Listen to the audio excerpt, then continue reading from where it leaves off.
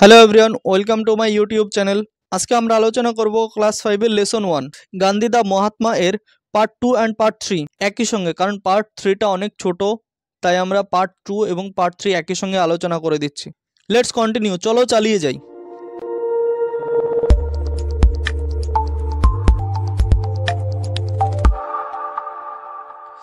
Gandhiji visited different places to collect funds for India's freedom struggle.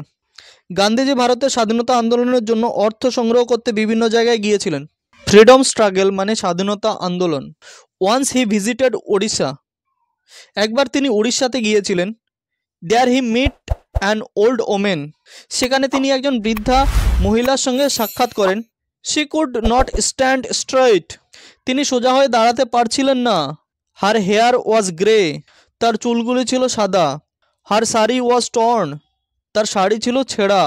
She went near Gandhiji, তিনি গান্ধীজির কাছে যান, অর্থাৎ সেই মহিলা গান্ধীজির কাছে যান। অ্যান্ড টাচড হিজ ফিট, এবং গান্ধীজির চরণ স্পর্শ করেন। Then she give him a coin, তারপর সেই মহিলা গান্ধীজিকে একটি মুদ্রা দেন। Jamnalal Bajaj duty was to keep the funds, Jamnalal বাজাজের দায়িত্ব ছিল তহবিল সামলানোর।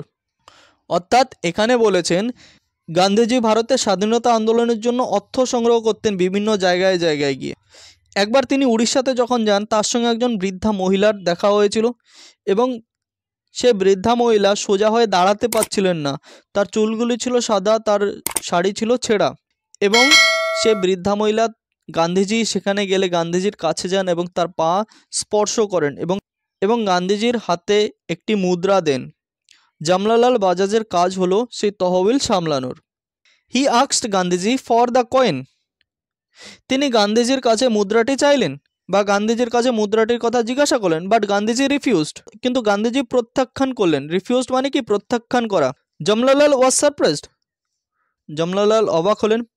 I keep thousands of rupees, Jamnalal said, Jamnalal বললেন আমি হাজার হাজার টাকা রাখি।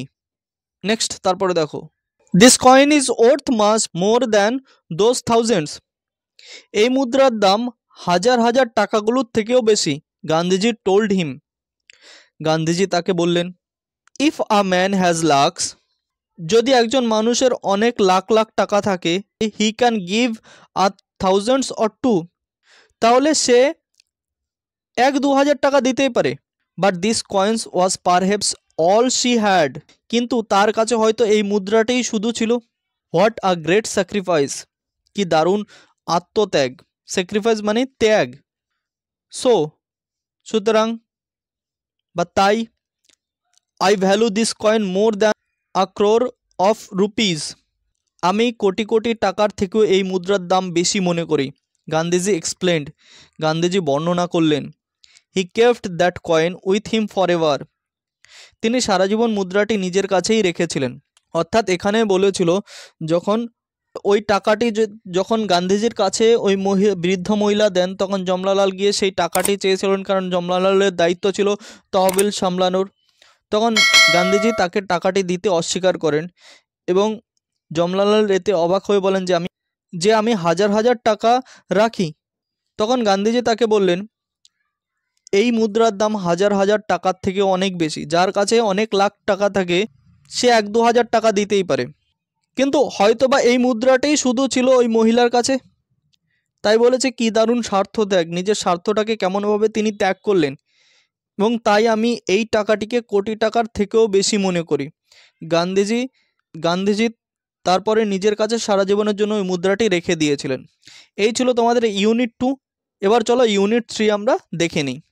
লেটস কন্টিনিউ, চলো চালিয়ে যাই। Thoughts of love, piece and equality field Gandhiji's works, ভালোবাসা, শান্তি ও সমতার চিন্তাভাবনা গান্ধীজির কাজকে পরিপূর্ণতা দিয়েছিল। স্বামী বিবেকানন্দ অ্যান্ড রবীন্দ্রনাথ ট্যাগোর, স্বামী বিবেকানন্দ এবং রবীন্দ্রনাথ ঠাকুর অলসো হ্যাড সিমিলার আইডিয়াস, ছিল একই রকম চিন্তাভাবনা। Swami Vivekananda wanted unity among all religions, Swami Vivekananda সকল ধর্মের মধ্যে একতা চাইতেন। হি স্পোক অ্যাবাউট ইট, তিনি এটা নিয়ে বক্তৃতা দেন। ইন 1893, 1893 সালে At Chicagoতে Rabindranath Tagore started the Rakshabandhan in 1905. 1905 সালে রবীন্দ্রনাথ ঠাকুর রাখিবন্ধন শুরু করেন। It was a festival of brotherhood and communal harmony. সেটি ছিল সাম্প্রদায়িক সম্প্রীতি ও ভ্রাতৃত্বের একটি উৎসব। ব্রাদারহুড মানে ভ্রাতৃত্ব আর কমিউনাল হারমোনি মানে সাম্প্রদায়িক সম্প্রীতি। This three great man have become immortal.